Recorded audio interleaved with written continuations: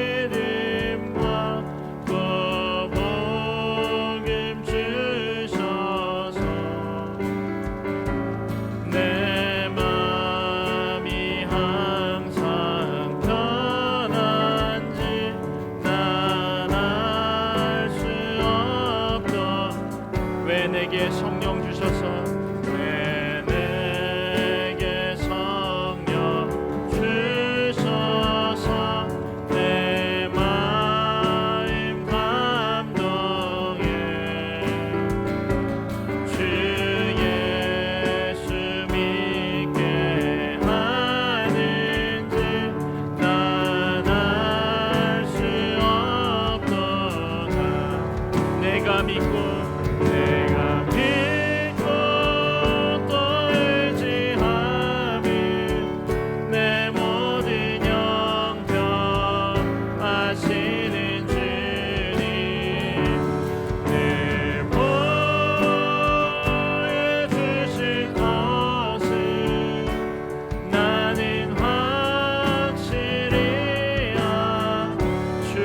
강림하실지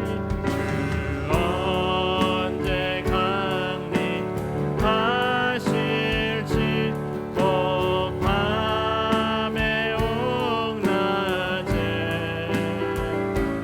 또 주님 만날 그곳도 난 알 수 없고 내가 믿고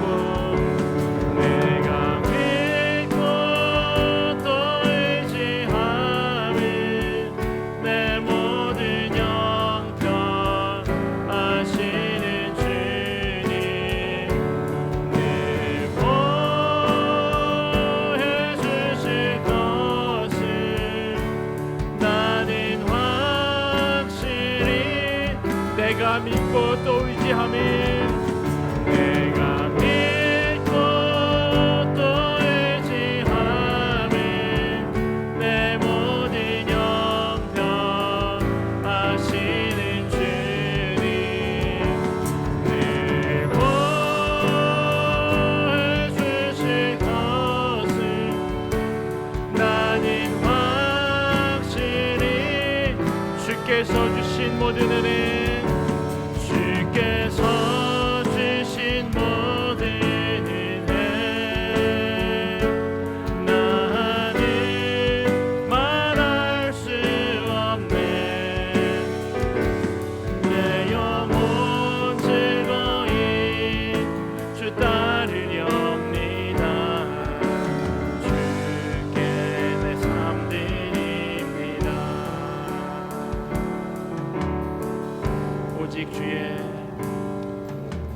주의 사랑에 매여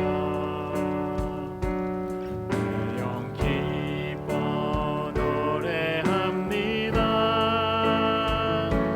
이 소망의 언덕 기쁨의 땅에서 주께 사랑드립니다. 주의 임재 안에 갇혀 영 기뻐 찬양합니다. 이 소명의 언덕 거룩한 땅에서 주께 경배드립니다. 주께서 주신 모든 은혜 나는 말할 수 없네.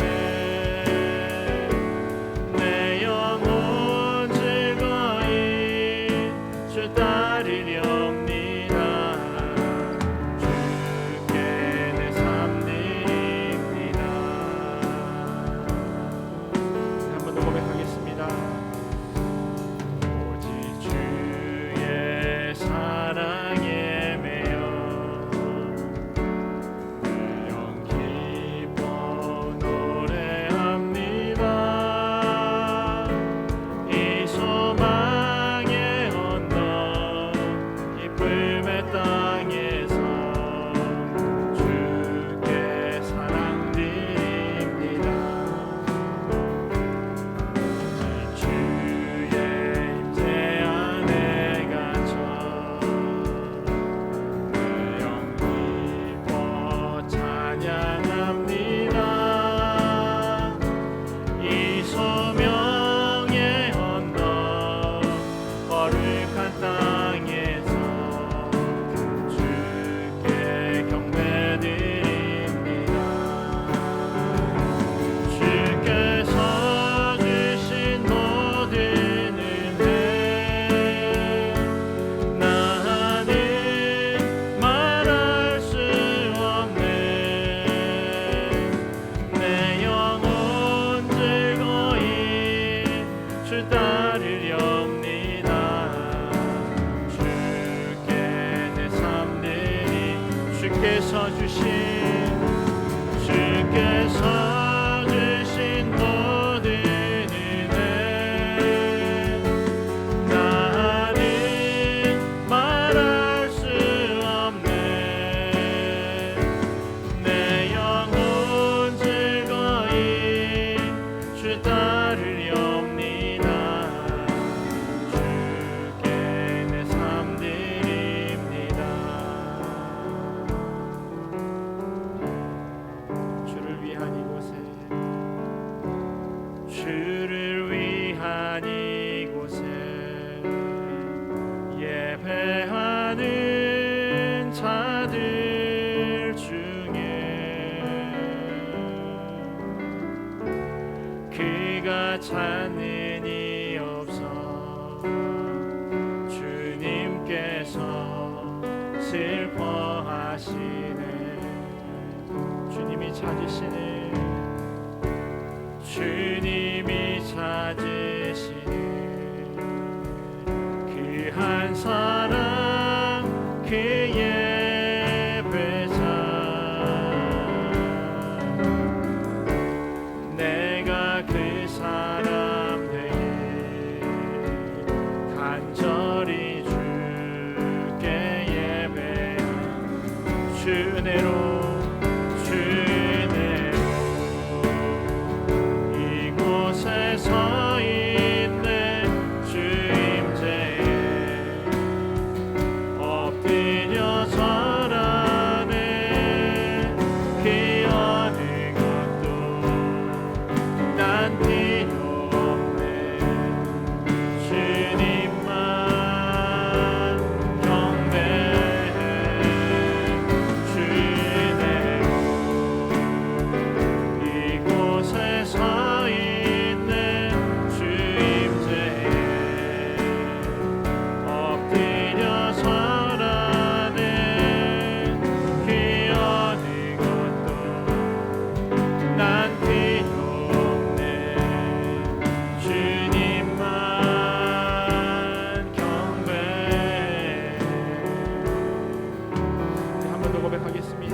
주를 위한 이곳에 주를 위한 이곳에 예배하는 자들 중에 그가 찾는 이 없어 주님께서 슬퍼하시네. 주님이 찾으시는 그 한 사람 그 예배자 내가 그 사람에게 간절히 주께 예배하는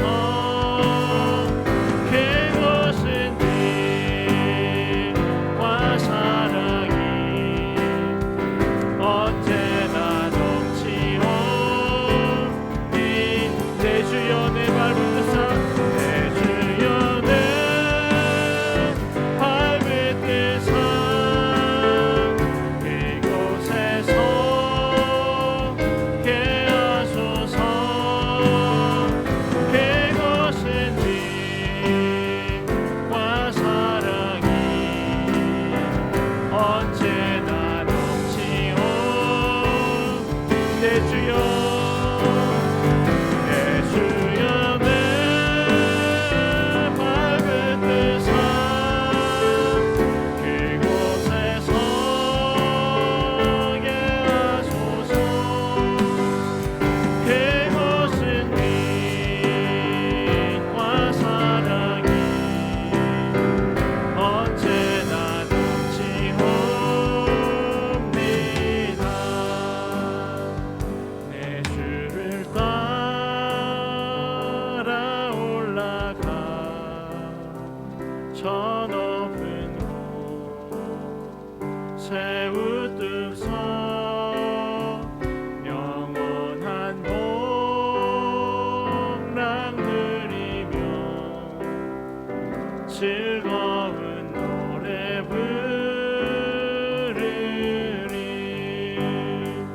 내 주여 내 밝은 뜻아 그곳에서 게 하소서 그곳은 빛과 사랑이 언제나 넘치옵니다.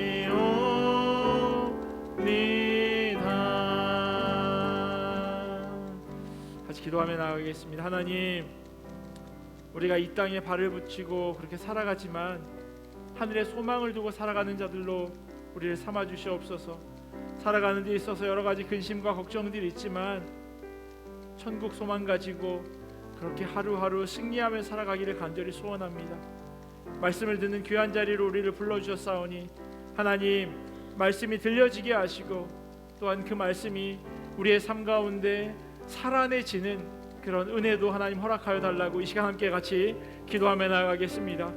하나님 우리를 말씀의 자리로 불러주시고 하나님 이 귀한 자리로 인도하여 주시니 감사합니다. 그런데 하나님, 우리가 살아가면서 또 여러 가지 많은 어려움과 근심과 걱정들이 있음을 고백합니다. 주님, 이 시간 그 문제들 다 주님 앞에 내려놓고 우리가 편한 마음으로 시원한 마음으로 하나님 그렇게 나아갈 수 있도록 돌아갈 수 있도록 주여 은혜로 도와여 주시옵소서. 특별히 하나님 말씀 듣는 자리로 하나님 불러주시니 감사합니다. 우리로 하나님 말씀이 마음 가운데 온전히 들려지게 하시고 그 말씀이 심겨질 수 있도록 주여 인도하여 주시옵소서. 주님의 음성에 귀 기울이는 자들 되게 하시고 주님의 말씀에 반응하는 자들 되게 하시고 주님께서 우리에게 들려주는 그 음성이 온전히 우리의 마음 가운데 찔리고 울릴 수 있도록 주여 역사하여 주시옵소서. 그 주님께 온전히 엎드립니다. 그 주님께 온전히 순종하며 나아갑니다. 이 저녁 우리에게 말씀하여 주시옵소서. 주의 자녀들이 온전히 그 말씀에 귀 기울이는 귀한 시간 될 수 있도록 주여 역사하여 주시옵소서.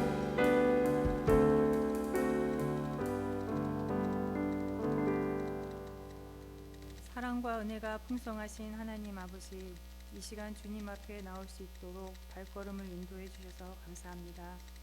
가을을 맞이하여 나무의 색이 아름답게 변화되는 것을 보며 누리게 하시고 열매가 있게 하셔서 풍성함을 허락하시는 주님의 전지전능하신 능력과 솜씨에 감사드립니다. 흠이 많고 죄인인 저희를 먼저 사랑하여 주시고 하나님의 자녀로 삼아주시는 은혜가 얼마나 크고 감사한지요. 그런 하나님의 은혜를 잊어버리고 저희들의 죄된 모습으로 생각하고 말하고 행동하는 것이 얼마나 많은지 다른 이에게 상처를 주며 정죄하며 미워하는 저의 모습을 봅니다.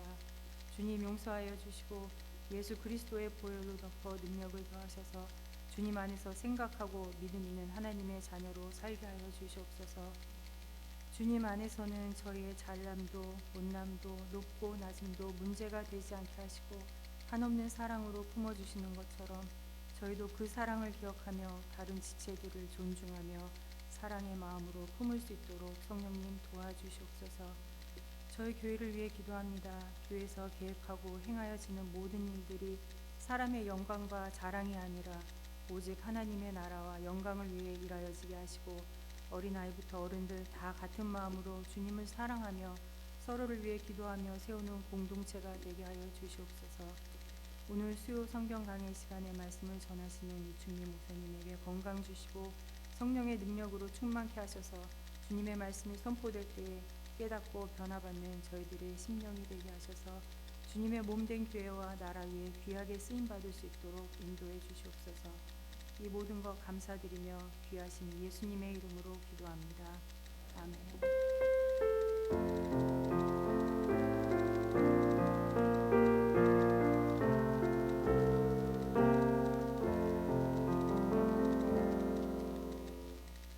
하나님 주신 말씀 같이 보도록 하겠습니다. 오늘 우리에게 주신 하나님의 말씀은 사도행전 8장 26절에서 40절까지 말씀입니다. 8장 전체를 같이 볼 예정인데 그 가운데 8장 26절부터 40절까지 말씀을 한 절씩 교독하고 마지막 40절은 같이 한 목소리를 읽도록 하겠습니다. 사도행전 8장 26절에서 40절까지 말씀입니다. 제가 먼저 26절 읽겠습니다. 주의 사자가 빌립에게 말하여 이르되 일어나서 남쪽으로 향하여 예루살렘에서 가사로 내려가는 길까지 가라 하니 그 길은 광야라. 일어나 가서 보니 에디오피아 사람 곧 에디오피아 여왕 간다게의 모든 국고를 맡은 관리인 네시가 예배하러 예루살렘에 왔다가 돌아가는데 수레를 타고 선지자 이사야의 글을 읽더라. 성령이 빌립더러 이르시되 이 수레로 가까이 나아가라 하시거늘 빌립이 달려가서 선지자 이사야의 글 읽는 것을 듣고 말하되 읽는 것을 깨닫느냐 대답하되 지도해 주는 사람이 없으니 어찌 깨달을 수 있느냐 하고 빌립을 청하여 수레에 올라 같이 앉으라 하니라. 읽는 성경 구절은 이것이니 일러스되 그가 도살자에게로 가는 양과 같이 끌려갔고 털 깎는 자 앞에 있는 어린 양이 조용함과 같이 그의 입을 열지 아니하였도다. 그가 굴욕을 당했을 때 공정한 재판도 받지 못하였으니 누가 그의 세대를 말하리요. 그의 생명이 땅에서 빼앗김이로다 하였거늘 그 내시가 빌립에게 말하되 청컨대 내가 묻노니 선지자가 이 말한 것이 누구를 가리킴이냐 자기를 가리킴이냐 타인을 가리킴이냐. 빌립이 입을 열어 이 글에서 시작하여 예수를 가르쳐 복음을 전하니 길 가다가 물이 있는 곳에 이르러 그 내시가 말하되 보라 물이 있으니 내가 세례를 받음에 무슨 거리낌이 있느냐. 이에 명하여 수레를 멈추고 빌립과 내시가 둘 다 물에 내려 빌립이 세례를 베풀고 둘이 물에서 올라올새 주의 영이 빌립을 이끌어 간지라. 내시는 기쁘게 길을 가므로 그를 다시 보지 못하니라. 빌립은 아소도에 나타나 여러 성을 지나다니며 복음을 전하고 가이사랴에 이르니라. 아멘. 하나님의 말씀입니다. 혹시 진퇴양난이라고 하는 말을 들어보셨는지 모르겠습니다. 다 알고 계시는 그런 한자 성어죠. 굳이 설명하지 않아도 알고 있는 앞과 뒤가 꽉 막혀져 있는 그런 상황입니다. 마치 이스라엘 백성들이 애굽에서 탈출해서 막 가고 있는데 앞에는 홍해바다, 뒤에는 이집트 군대가 가로막고 있는, 그래서 앞으로도 뒤로도 갈 수 없는 그런 상황이 바로 진퇴양난입니다. 천봉우출이라는 한자 성어 아세요? 한문 시간도 아니고 이거 네.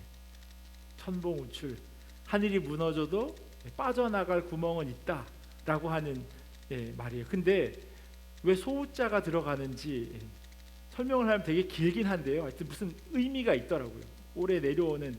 하지만 그 천봉우출이라고 하는 말은 하늘이 무너져도 솟아날 구멍이 있다라는 거예요. 그러니까 마치 진퇴양난과 정반대의 의미인 거죠. 꼼짝달싹 못하는 그런 상황 가운데 하늘은 열려 있는 것 같은 그런 의미로도 이해될 수 있는 말입니다. 세옹지마는 그냥 한자 그대로 번역하면 변방에 있는 늙은 분, 늙은이의 말, 그런 의미예요. 세옹 그리고 지마 이렇게 돼 있어요. 처음엔 좋은 일인 줄 알았는데 그게 나쁜 일로 여겨지고, 또 그게 나쁜 일인 줄 알았는데 그게 그렇게 나쁜 일은 아닌 그런 상황을 일컬어서 하는 이야기입니다. 근데요, 우리가 살아가는 삶을 되돌아보면 저 세계의 사자성어, 고사성어의 삶을 많이 경험합니다. 진퇴양난처럼 정말 어떻게 해야 될지 모르는 그런 상황 가운데 놓여질 때가 있죠.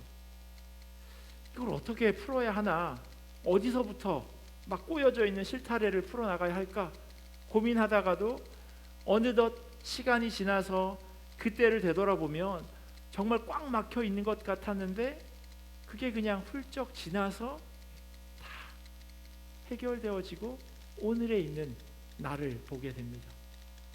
그러고 보면 고개가 끄덕거려질 때가 있습니다. 반대로요, 이건 너무 힘든 일 같은데 그런데 그것이 오히려 전화위복이 되어질 때도 있고요. 와, 너무 잘 풀리는 것 같다, 잘된 일이다 라고 생각되어지는데 그게 오히려 잘된 일이 아닐 때도 있습니다. 그게 우리의 인생인 것 같아요. 그런 점에서 오늘 저희가 함께 볼 이 사도행전 8장의 복음의 여정도요, 그와 아주 비슷하게 보여집니다. 마치 진퇴양난처럼 보이는 상황이 사실은 세옹지마로 그렇게 이해되기 때문입니다. 스데반 집사의 순교는요, 큰 박해로 이어졌습니다. 사도 외에 많은 그리스도인들은 유대 지방, 사마리아 지방으로 다 흩어지게 되죠. 정말로 안타까운 일입니다. 진퇴양난과 같은 그런 상황이죠. 순교자가 생겨나고 박해로 인해 교회가 산산이 흩어지는 것 같지만, 그런데 이러한 고난의 시간, 이러한 어려움의 시간은 오히려 복음이 전해지는 귀한 통로가 되어짐을 보게 됩니다.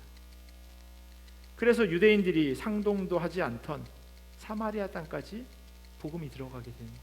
분명히 성령이 너에게 임하시면 너희가 권능을 받고 예루살렘과 온 유대와 그리고 나서 사마리아로 땅끝까지 갈 거라고 분명히 예수님께서 말씀하셨는데 그들이 유대와 사마리아로 갈 생각을 사실 하진 않고 있었어요. 안전한 예루살렘, 여기가 좋지 라고 생각하고 있었던 거예요. 그런데 성령님께서는 그들로 하여금 어려움을 당하게 만들고 그 일이 오히려 주님의 말씀대로 따라 살아가게 되는 그런 길을 열어주고 있는 겁니다. 이 일의 선두에 집사 빌립이 서 있었습니다. 화면을 보시면요, 제가 껐네요. 화면을 보시면 예루살렘에서 사마리아로, 녹색이 이 전체 유대 지방이라고 하면 그 가운데 이제 예루살렘 제가 돋보기로 좀 확대해 놨는데요. 거기서 북쪽으로 사마리아 지역 안에 또 사마리아라고 하는 도시도 있습니다. 그 지역으로 지금 빌립이 이동하고 있습니다.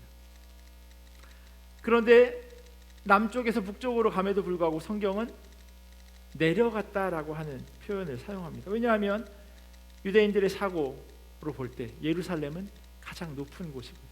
물론 고도로 볼 때도 예루살렘이 높은 곳에 있기도 하지만 고도와 상관없이 예루살렘은 하나님이 계시는 곳, 가장 중요한 곳. 그러니 나머지 지역은 동서남북 사방 할 것 없이 다 내려감으로 표현합니다.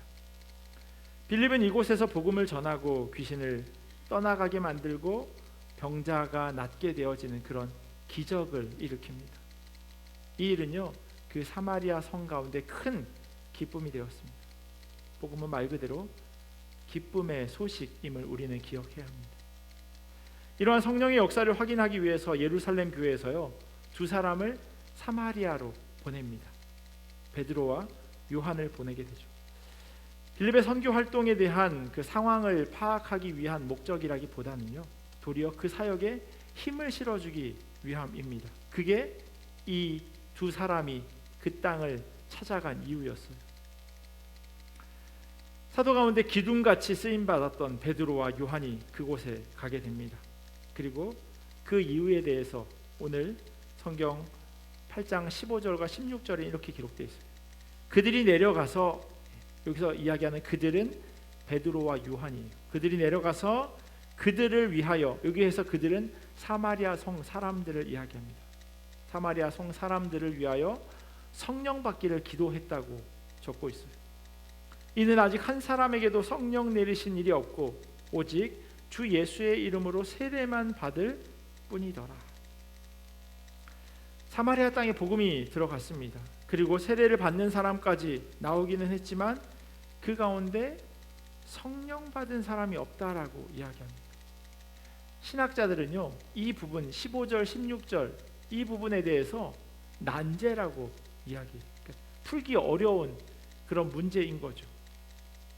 왜냐하면 17절에요. 이에 두 사도가 그들에게 안수함에 성령을 받는지라라고 되어 있어요. 여러분들은 성령 받음에 대해서 어떻게 생각하시는지 모르겠어요. 분명히 제가 이미 여러 차례 우리가 우리의 입술을 열어서 그리스도를 구주로 고백하는 것, 이 의미가 바로 성령의 내주하심의 결과라고 말씀드렸어요. 그건 제 설명이 아니라 성경에 분명히 그렇게 쓰여져 있습니다. 성령님께서 우리로 하여금 그리스도를 구주로 고백하게 한다고 그렇게 적혀져 있어요. 그런데 그리스도를 구주로 고백하는 자들에게 세례를 베풀었어요. 그러면 세례 받음은 곧 성령의 내주하심과 같은 의미인 거죠. 그리고 그리스도를 고백하는 것, 그게 성령의 일하심입니다. 그런데 왜 성령 없이 믿었다라고 하는 그런 의미로 지금 사도들은 이야기하는 걸까요? 그리고 사도들의 안수를 통해서 그들이 성령을 받았다라고 하는 것도 무슨 의미일까요? 그러면 세례받음과 성령의 내주하심이 같은 의미가 아니라는 그러한 뜻일까요? 두란 하우 주석을 보니까 여기에 대해서 몇 가지 설명을 하고 있습니다. 첫 번째는요, 그 가톨릭에서 이야기하는, 흔히 가톨릭주의자라고도 이야기하는 사람들의 설명이에요. 그들은요, 사도들의 안수에 초점을 둡니다. 혹시 가톨릭에서 개신교로 이렇게 옮겨오신 분들이 계신지 모르겠는데, 제가 몬트리올에 살 때요, 그 아는 지인 가운데 이제 카톨릭인 분이 계셨어요. 몬트리올 안에 보면 큰 성당이 두 개 있는데 저희가 살고 있는 집이 그 세인 조셉 성당 근처였어요. 그래서 그 성당을 구경시켜 드렸어요. 그랬더니 성당을 둘러보고 그리고 나서 그 아래층에 기념품 파는 데가 있더라고요. 묵주나 묵주 반지, 묵주 목걸이 이런 것들 파는 곳이요. 거기에서 그 물건을 사셨어요. 그래서 가자고 얘기했더니 아니라는 거예요. 기념품을 샀으면 이제 우리 볼 거 다 봤는데 기도를 받아야 된다라고 이야기하시더라고요. 저는 처음 들었어요. 무슨 기도를 받냐 그랬더니 이게 그냥 반지고 목걸이인데 이게 성물이 되기 위해서는 거기 있는 신부님이 기도를 해줘야 된다는 거예요. 축사, 안수 이런 의미로. 그래서 둘러보니까 정말 한쪽 구석이에요. 그것만을 담당하시는 신부님이 계시더라고요. 사람들이 기념품을 사가지고 오면 그분이 거기에 손을 얹고 기도를 해줘요. 그럼 이제 이거는 성물이 되는 거예요. 가톨릭에서는 그렇게 이야기해요. 안수가 세례를 보완하고 완전케 하는 것이라고 이야기합니다. 만약 이러한 설명이 옳다면요, 사도들은 세례받는 사람들을 일일이 찾아다니면서 다 안수해 주어야 할 겁니다. 물리적으로 불가능할 뿐만 아니라요, 복음의 본질과도 맞지 않습니다. 두 번째, 오순절주의자들, 흔히 순복음, 오순절 계통에 있는 분들, 그분들은 뭐라고 설명하냐면요, 세례받은 사마리아 사람들이 중생했지만, 거듭났지만, 새로 태어났지만 그들에게 필요한 것이 있다는 거예요. 그게 뭐냐면 성령 세례라는 거예요. 그래서 성령 체험이 반드시 필요하다라고 이야기합니다. 하지만 이것도 오늘날의 모든 그리스도인들에게 적용하기에는 무리가 있습니다. 그리스도를 구주로 고백한 모든 이들이 방언을 하는 것은 아니니까. 순복음 교회 가면 바로 앉아서 앉자마자 바로 그렇게 방언하면서 기도해요. 안 그러면 전도사님이 와서 뒤에서 막 때리시면서 같이 기도합니다. 왜냐하면 방언하지 않는 건 그리스도를 구주로 고백하지 않는 것과 동일한 의미를 갖기 때문입니다. 오늘 본문 속에 빌립을 통해서 세례받고요, 두 사도를 통해서 성령 받음, 이게 어떤 차이가 있는 걸까요? 칼빈은 뭐라고 표현하냐면요, 베드로와 요한을 통해 받은 그 세례, 그러니까 성령 세례를 이야기하는 거죠. 그건 특별한 선물이라고 이야기합니다.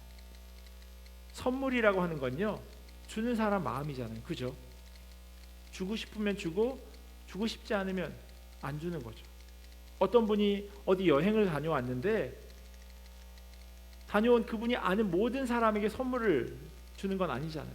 어떤 분에겐 주고 어떤 분에겐 주지 않습니다. 왜냐하면 선물 받는 사람의 마음이 아니라 주는 사람의 마음인 거죠. 옵션 같은 거예요. 그래서 사도들을 통해서 성령의 특별한 은혜가 부가적으로 더해졌다라고 설명합니다. 저는 이게 성경적인 해석이라고 생각되어져요. 사도들이 예수님과 동행한 사람이기에 특별하다라고 말할 수 있지만요, 그것이 꼭 영적 권위를 가지고 있다라고 이꼴지어서 설명할 수는 없습니다. 그들을 통해서 부가적으로 은사가 더해질 수도 있고 그들의 기도를 통해서 은사가 더해지지 않을 수도 있습니다. 그러기에 세례받는 것과 특별한 은사를 가지는 것, 그것이 어느 것이 더 중요하고 어느 것이 더 중요하지 않다, 뭐가 더 먼저여야 한다라고 말하기보다는요, 우리가 그리스도를 구주로 고백하는 그것을 통해서 세례받는 것이 훨씬 더 의미 있고 중요한 일입니다. 제가 예전에 뉴저지 살 때요, 거기에 성문박 교회라고 하는 이름의 교회가 있었어요. 당시 같이 학교 다녔던 전도사님이 그 교회에서 사역하고 계셔서 그 교회 이름을 듣게 된 거예요. 전도사님 어느 교회에서 사역하세요 하면 저 나야가라 한인장로교에서 사역해요 이렇게 대답하는데, 그분이 저는 성문박 교회에서 사역합니다 그러시더라고요. 그래서 교회 이름이 성문박 교회라는 거 처음 들어봤어요. 근데 서울 영등포구에도 같은 이름의 교회가 있더라고요. 성문박 교회가 사실 영등포에 있는 게 뉴저지에 있는 것보다 더 먼저 생긴 거죠. 1970년대에 그 도시산업 선교를 목표로 해서 영등포 지역에 있는 노동자들이 주로 출석했던 교회가 바로 그 성문박 교회라고 그 교회 홈페이지에 적혀져 있어요. 구약 시대에는요, 예루살렘성, 아까 말씀드렸듯이 예루살렘 모든 이스라엘 백성들이 가장 중요하게 생각하는 곳, 그래서 그것은 거룩한 곳이었습니다. 하나님의 임재를 상징하니까. 예수님과 수가성 우물가의 사마리아 여인의 대화에서 이러한 고민, 어디에서 예배드리는 것이 맞는가라고 하는 질문이 나와요. 구별되고 성별된 것을 이야기하던 시대에 그러한 패러다임의 새로운 모범을 제시한 분이 바로 예수님이셨어요. 그때 질문하던 여인에게 예수님께서 이렇게 대답하세요. 이 산에서도 말고 예루살렘에서도 말고. 예수님이 계셨던 그 사마리아 땅에 있었던 그리심 산, 사마리아 사람들은 거기에서 하나님께 예배드렸는데 여기서도 말고 예루살렘에서도 말고.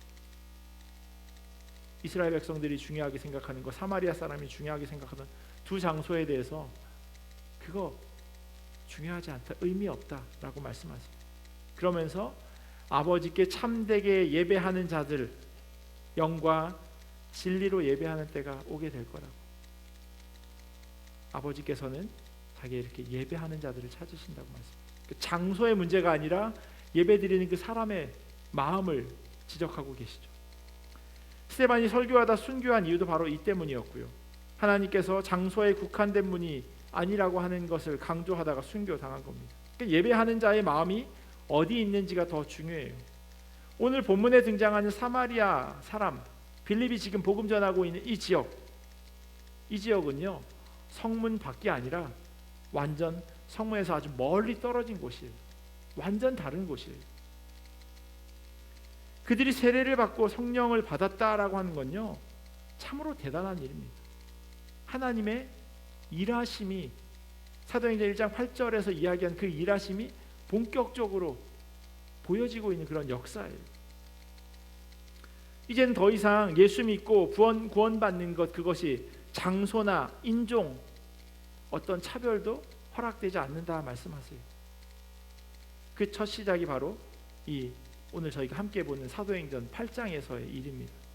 이전까지는요, 유대인들을 위한 그런 일하심이었어요.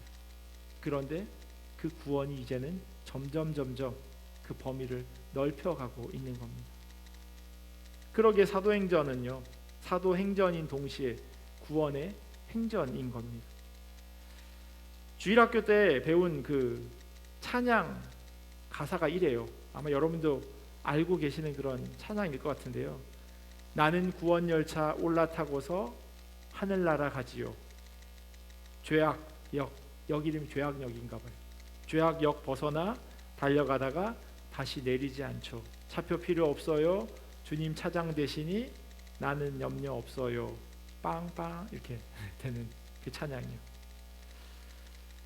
이 찬양의 가사와 함께 오늘 본문을 살펴보면요, 구원은 완전한 하나님의 은혜이고 하나님의 선물입니다.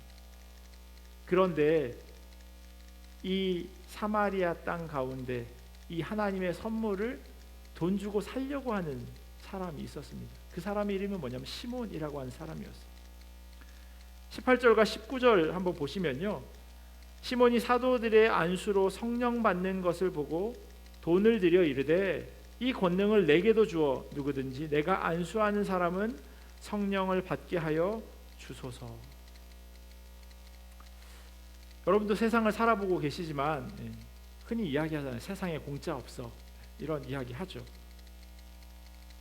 혹시 공짜로 뭘 준다고 하면 분명히 그 뒤에 뭐가 있을 거야. 이런 생각을 하기가 쉽습니다. 값을 지불해야만 보상을 받을 수 있으니까요. 이 마술사 시몬 역시도 공짜가 없다라고 생각한 거예요.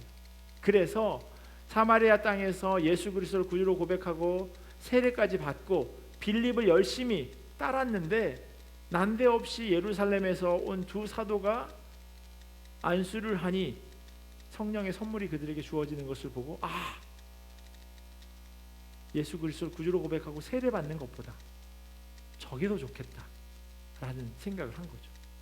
만약에 시몬이 빌립을 통해서 말씀을 듣고 변화되었던 것에 더 값어치가 있다고 생각했다면 분명히 빌립에게 돈 주고 그걸 사려 했을 겁니다. 그런데 그는 마술사였기 때문에 눈에 드러나는 것에 더 집중하는 사람이었던 거죠. 시몬은요, 빌립을 통해서 복음을 듣고 전심으로 그 사역에 동역했던 사람이에요. 13절에 보면 이렇게 써 있어요. 시몬도 믿고 세례를 받은 후에 전심으로 빌립을 따라다니며 그 나타나는 표적과 큰 능력을 보고 놀라니라. 열심을 내고 있었던 사람이에요. 그런데 그의 마음을 혹하게 만들었던 게 바로 이 베드로와 요한을 통해 일어난 권능, 기적이었던 겁니다. 신발을 사러 가면 사람들 신발만 이렇게 보여요.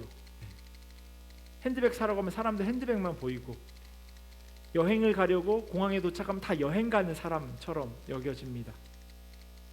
시몬 역시 마술사였기 때문에요, 기적을 행하는 그 능력에 초점을 맞췄던 겁니다. 그래서 자기가 가지고 있는 것보다 더 대단한 능력을 돈으로 사려는 그러한 엉뚱한 생각, 악한 생각을 하게 됩니다.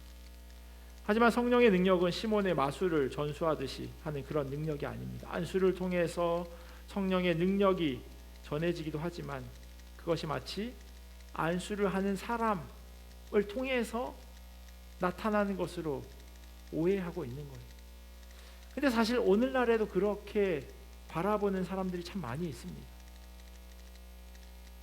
기도하면서 병 낫게 하고 또 예언의 은사를 가지고 기도해 주시는 분들 종종 있으시잖아요. 기도원 같은 데 가면 계시죠. 그리고 그런 분들에게 기도받고 마치 그런 뭐라고 그러죠? 사주 관상이라 그러나요? 네. 쌀 뿌리고, 쌀만 뿌리지 않았지 사실 그분에게 기도받고 어떻게 이 일이 어떻게 될 겁니까? 라고 묻는 건요, 제가 보기엔 정말 1도 안 틀린 것 같아요. 똑같은 것 같아요. 그러면서도 그걸 아무렇지도 않게 내가 기도하는 분들에게 들었다라고 이야기하시는 걸 보면 저는 깜짝깜짝 놀랍니다. 정말 이분의 신앙은 어떤 걸까? 이분의 믿음은 어떤 걸까라는 그런 고민이 되어져요. 오늘 본문에 나오는 시몬이 바로 그런 사람입니다. 제가 보기엔 똑같은 것 같아요. 구원은 하나님의 선물이고 전적인 은혜임에도 불구하고 자기가 거저 받았다라고 하는 걸 잊어버려요. 내가 어떻게 하면 이걸 더 받아낼 수 있을까라고 고민한다는 거예요. 그래서 시몬이 베드로로부터 다음과 같은 말을 듣습니다. 20절 보시면요, 네가 하나님의 선물을 돈 주고 살 줄로 생각하였으니 네 은과 네가 함께 망할지어다. 하나님의 나라는 유대인, 사마리아인, 한국 사람, 캐나다 사람 상관없이 예수 그리스도를 구주로 고백하는 사람들에게 주어지는 겁니다. 성문 밖에 사는 사람이든 성문 안에 있는 사람이든 상관없고요. 그리고 무엇보다 그것을 돈을 주고 살 수 있는 것은 더더욱 아닙니다. 그러면 그게 왜 은혜이겠습니까? 값을 지불했는데 그걸 왜 은혜라고 고백하냐고요. 그냥 돈 주고 산 거죠. 그러기에 값을 매길 수 없기에 감사하다라고 우리는 고백하는 겁니다. 이렇게 사마리아에서 복음을 전하던 빌립은요, 주의 사자의 이끌림으로 가사로 내려가게 됩니다. 오늘 저희가 읽은 본문이 바로 여기에요. 사마리아에서 가사로 이렇게 내려가는 길입니다. 이 길은 이집트로 가는 길목인데요, 그곳에서 에티오피아 사람, 특별히 에티오피아 여왕 간다게의 모든 국고를 맡은 관리인 네시를 만나게 됩니다. 오늘 본문에 기록된 에티오피아는요, 오늘날 이집트 남쪽에 위치한 이 수단이라고 하는 지역이라고 흔히 신학자들은 이야기합니다. 저 수단 아래쪽에 에티오피아가 있긴 하지만 당시에는 그 아래쪽을 다 에티오피아라고 이야기했고, 그래서 지금 이 에티오피아 출신의 이 네시는 지금 저 아래로 이렇게 내려가고 있는 거죠. 그 지중해를 끼고 아래로, 이집트를 통해서 아래로 내려가고 있는 겁니다. 27절에 간다게라고 하는 한 사람의 이름이 적혀져 있는데요, 이건요 뭐 세종대왕, 뭐 이퇴계 이런 사람의 이름이 아니라 당시 이 수단이죠, 에티오피아의 왕의 어머니를 간다게라고 불렀대요. 마치 바로라고 하면 이집트의 모든 왕을 바로 파라오라고 부르는 것처럼 간다게라고 하는 의미가 바로 어떤 사람의 이름을 말하는 것이 아니라고 설명합니다. 그래서 이 일을 하는 데 있어서, 이 나라를 다스리는 데 있어서 주로 누가 그 일을 했냐면요, 바로 왕의 엄마가 그 일을 했대요. 왜냐하면 이 땅의 일은 세상 일이라는 거예요. 그래서 왕은 그 일을 하지 않고 그 나라의 왕의 엄마가 정사를 돌보았다고 합니다. 그러니까 간다게라고 하는 사람은 사실은 에티오피아에서 가장 높은 사람이나 마찬가지인 거죠. 왜냐하면 그 나라의 모든 일을 담당하고 있는 사람이니까. 물론 왕은 있지만. 그런데 이 간다게라고 하는 이 역할을 맡은 사람의 그 넷이 오늘날로 치면 뭐 내무부 장관, 재정부 장관, 경제부 장관 뭐 이런 역할을 하는 사람인 거예요. 아주 고관이죠. 그런데 이 사람이 예배를 드리고 돌아가는 길이었다고 합니다. 비록 그가 에티오피아 출신의 사람이기는 하지만 유대교 혹은 유대인이었을 수 있는 그런 상황입니다. 그랬기에 그가 수레를 타고 가면서 이사야의 글을 읽고 있었던 거죠. 주의 사자가 빌립을 에티오피아 이 사람에게로 이끌어 갑니다. 26절에 보시면요, 주의 사자가 빌립에게 말하여 이르되 일어나서 남쪽으로 향하여 예루살렘에서 가사로 내려가는 길까지 가라 하니 그 길은 광야라. 예루살렘에서 가사까지 한 100km 정도 되더라고. 제가 구글 맵을 이렇게 찍어 보니까 100km면 1시간에 4km, 한 25시간, 한 3, 4일 걸려서 열심히 걸으면 갈 수 있는 거죠. 물론 길이 좋다고 가정했을 때요. 빌립이 만난 그 사람이 이사야서를 읽고 있었습니다. 그런데 읽고는 있는데 그 내용이 도통 이해가 되지 않는 겁니다. 특별히 그가 읽고 있는 이 이사야서 53장에 나오는 그 인물, 고난받는 사람이 도대체 누구인지 모르겠다고, 이사야인지 아니면 다른 사람을 말하고 있는지 궁금했지만 그걸 알려주는 사람이 없었던 겁니다. 그가 읽고 있었던 이 이사야서 53장의 말씀, 이사야서에는 이렇게 적혀 있어요. 그가 곤욕을 당하여 괴로울 때에도 그의 입을 열지 아니하였으며 마치 도수장으로 끌려가는 어린 양과 털 깎는 자 앞에서 잠잠한 양같이 그의 입을 열지 아니하였도다. 그는 곤욕과 신문을 당하고 끌려갔으나 그 세대 중에 누가 생각하기를 그가 살아있는 자들의 땅에서 끊어짐은 마땅히 형벌받을 내 백성의 허물 때문이라 하였으리요. 이 에디오피아 내시가 궁금했던 건 이 고난받는 종이었던 겁니다. 그가 쉽게 이해할 수 없었던 이유는요, 오실 메시아라고 하는 그분은 당연히 영광 중에 오셔야 하는데 많은 사람들이 환호하면서 그렇게 등장해야 하는 분인데 지금 이사야서에 있는 말씀은 말도 안 되는 그런 모습인 거예요. 어린 양 그리고 털 깎는 자 앞에서 잠잠한 양과 같은 모습이라고 하니 이해가 되지 않는 거죠. 무엇보다도 재판을 받는데 그 재판마저 공정하지 않았고요. 땅에서 생명마저 빼앗긴다고 하니 하나님이 보내신 분 메시아라고 하는 것과 도저히 일치할 수 없는 그런 모습이었던 겁니다. 빌립은 이사야서에서 말하고 있는 그를 설명하면서 자연스럽게 예수 그리스도를 통한 복음을 전하게 됩니다. 구약에 기록된 오실 메시아가 바로 이분이라, 그리고 그분을 통해 영원한 생명을 얻게 될 것이라는 기쁜 소식을 전하게 됩니다.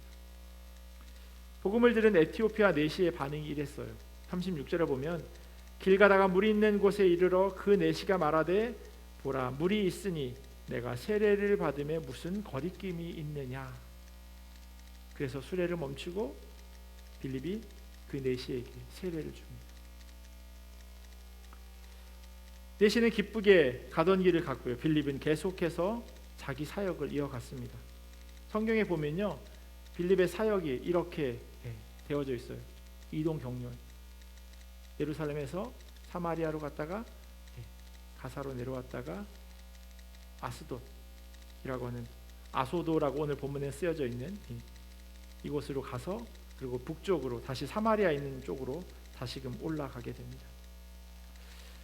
오늘 본문은요, 단순히 복음이 전해지는 그런 이동 경로를 이야기하기 위함은 아닐 겁니다. 물론 그걸 전할 이유가 있겠죠. 왜냐하면 사도행전 1장 8절에 나와 있던 그 내용이 하나하나 실현되어지고 있음을 사도행전은 보여주고 있으니까. 그런데 그것보다 우리가 더 중요하게 보아야 할 것이 있어요. 그게 뭐냐면요, 그 여정을 표현하는 단어라는 거예요. 그 여정을 어떻게 지금 표현하고 있느냐라고 하는 겁니다. 빌립은 예루살렘에서 사마리아로 내려갔습니다. 예루살렘에서 사마리아 북쪽이지만 내려갔다라고 하는 표현을 왜 썼는지 말씀드렸어요. 이상하지 않아요. 빌립은 사마리아에서 가사로 또다시 내려갑니다. 남쪽에 있으니 또 내려갔다라고 그렇게 표현할 수 있을 거예요. 제가 좀 전에 지도를 보여드렸던 이유는 바로 거기에 있어요. 올라가는 것도 내려감이고 내려가는 것도 또 내려감이라고 계속해서 이야기하고 있습니다.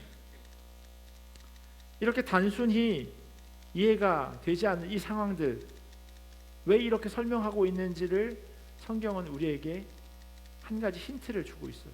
그게 뭐냐면 36절 마지막에 있는 그 말씀이에요. 26절이요. 26절 마지막에 뭐라고 되어 있냐면요, 예루살렘에서 가사로 내려가는 길까지 가라 하니 그 길은 광야라, 이렇게 써 있어요. 어찌 보면 그냥 드러내도 전혀 어색할 것이 없는 그런 이야기의 흐름입니다. 어디에서 어디로 갔는지를 그냥 설명하는 거면 굳이 이 표현을 사용하지 않아도 되는 거예요. 빌립이 가사에서 만난 사람은 상당한 지위가 있는 사람입니다. 그런데 그를 만난 곳이 어디냐면 광야였대요. 그리고 성경은 그곳으로 가는 것에 대한 표현을 내려감이라고 표현합니다. 사울이 교회를 없애려고 날뛰었기에 사람들은 흩어졌고요. 빌립은 사마리아 성으로 내려갔습니다. 이 말은 곧 빌립은 그곳에 갈 마음이 원래는 없었다는 것을 의미합니다. 흩어짐으로 인해서 빌립이 가게 된 거예요. 그리고 빌립이 원래 집사로 세워졌던 이유도 거기에 있지 않아요. 구제하는 그 일 때문에 일곱 집사를 세웠잖아요. 그리고 그 가운데 한 사람이 빌립이었잖아요. 그런데 더 이상 예루살렘에서는 그 일을 할 필요가 없어진 겁니다. 그 말인즉슨 하나님께서 이 일곱 집사를 세웠던 근본적인 이유는요, 그들로 하여금 복음 전하는데 사용하시기 위함이었습니다. 그들은 이중 언어를 하는 사람들이었습니다. 이건 에디오피아 내시를 말할 때도 마찬가지예요. 주의 사자가 빌립에게 말하여 이르되라고 26절이 시작하거든요. 그러니까 사마리아로 갈 때도 마찬가지였고 가사로 내려갈 때도 마찬가지였어요. 빌립은요, 사실 원하는 여정이 아닌 겁니다. 하지만 하나님께서 그냥 그를 계속해서 움직이시며 사용하고 계세요. 내려감이라고 하는 것을요, 어느 누가 좋아하겠습니까? 바닥을 치는 것 같다, 곤두박질 친다 라고 하는 표현들은요, 다 좋지 않은 그런 의미인 거죠. 그런데 거기에 광야라고 하면 더더욱 말할 것도 없습니다. 성경에 어디 쉬운 광야가 있었습니까? 광야는 항상 힘든 시간입니다. 출애굽기에 수없이 반복되는 말이 광야입니다. 그러나 그곳이 힘들기만 한 곳은 아니었어요. 이스라엘 백성들은 이곳에서 40년 동안 이집트에서 살았을 때 가지고 있었던 그 노예의 근성을 씻어낼 수 있는 시간들이었습니다. 금이 불 속에서 그 순도를 높여가는 것처럼 이스라엘 백성들은 광야에서 그와 같은 단련의 시간을 가지게 되었습니다. 광야는 척박한 곳이기도 하지만요, 복음이 선포되는 곳이기도 합니다. 세례 요한이 예수님 오시기 전 그것을 예비할 때 광야에서 외치는 자의 소리로 그렇게 일하였던 것을 여러분들은 기억하실 겁니다. 예수님께서 4,000명을 먹이시는 그 장소를 성경은 광야라고 이야기하고 있어요. 그곳에서 복음이 선포되어지고 영의 양식뿐만 아니라 육의 양식까지 그들이 공급받음으로 그들이 경험했던 건 하나님의 나라, 즉 우리가 쉽게 표현하는 행복하고 기쁜 그런 시간들이었습니다. 복음이 선포되는 곳은요, 어디든 상관없이 공통적으로 나타나는 현상이 뭐냐면 바로 이 기쁨이라고 하는 겁니다. 이 사도행전 8장 8절에 보면요, 사마리아 땅에 복음이 전해졌는데 뭐라고 표현하냐면 그 성에 큰 기쁨이 있더라라고 이야기합니다. 그곳에 빌립이 가서 막 돈을 뿌린 게 아니에요. 복음만을 전했습니다. 그런데 그 성에 기쁨이 있었다라고 말하고 있어요. 에디오피아 내시에게 복음이 전해지고 세례가 행해졌을 때 내시는 기쁘게 길을 감으로라고 적고 있어요. 그가 복음을 들었을 때 그가 복음 듣기 전에 가지고 있었던 그런 고민들, 씨름하고 있었던 그 문제들이 해결되면서 기쁘게 그가 있었던 곳으로 돌아갔다라고 이야기합니다. 그가 그곳으로 돌아갔다면 그 역시도 그 복음을 전하고 그곳에서 기쁨을 경험하는 사람들을 만들어냈을 겁니다. 오늘날에도요, 그 지역에 기독교 공동체가 있어요. 이 사도행전에 나온 이 빌립이 뿌려놓은 씨앗의 결과라고 그렇게 이야기합니다. 때로는 계획하지도 않고 의도하지 않은 길을 주님께서 인도하실 때가 있습니다. 복음이 전해지는 과정이 그러했고 빌립의 여정이 그러했던 것처럼. 그런데 그 결과가 기쁨이라고 이야기하고 있어요. 빌립에게도, 그리고 빌립의 여정과 그를 통해서 복음을 얻게 된 모든 이들에게 기쁨이 허락되었습니다. 복음은 이렇게 한 사람을 기쁘게 할 뿐만 아니라요, 한 공동체를, 한 나라를 기쁘게 만들어 갑니다. 그곳에 사람이 많은 성이어도 상관없고요, 척박한 광야여도 상관없습니다. 그 안에 복음이 들어가기만 하면 기쁨이 가득하게 되어질 겁니다. 우리 교회도 이와 같은 복음으로 인한 기쁨이 가득하기를 간절히 원합니다. 그리고 성도들의 삶 가운데도 복음으로 인해서 기쁨이 충만한 그런 삶을 살아갈 수 있었으면 좋겠습니다. 여전히 해결되어지지 않은 많은 문제들과 숙제들이 있죠. 이걸 어떻게 내가 핸들해야 할지 모르는 그런 어려움의 시간들을 보내고 계실 수도 있습니다. 그런데 시간이 지나고 그 시간을 되돌아볼 때 그 시간이 힘들었는데 꼭 나에게 필요한 시간이었고 나로 하여금 더 하나님이 기뻐하시는 사람으로 만들어가는 과정이었구나라고 고백하는 것을 우리가 깨닫는다면 지금 당하고 있는 이 어려움의 시간 역시도 그 시간을 지나가는 그런 시간이 되어지지 않을까 싶습니다. 물론 힘들죠. 물론 어렵죠. 내려가는 것 같은 그러한 상황입니다. 그런데 성경은 계속해서 우리에게 말씀하고 있어요. 그 내려감, 혼자 내려가면 슬픔이고 외로움이고 괴로움이지만 주님께서 함께 하시면 그 길이 기쁨의 여정이라고 말씀합니다. 우리와 함께 하시는 그 주님을 의지하면서요, 혹 내려감을 통하여 또 어려운 상황 가운데 계시다면 주님께서 그것을 기쁨으로 바꾸어 주실 것을 믿고 그렇게 살아가기를 소원합니다. 분명히 주님께서 빌립을 통해서 복음이 기쁨이다 라고 말씀해 주셨던 것처럼 우리에게도 그렇게 일하실 줄 믿습니다. 기도하겠습니다.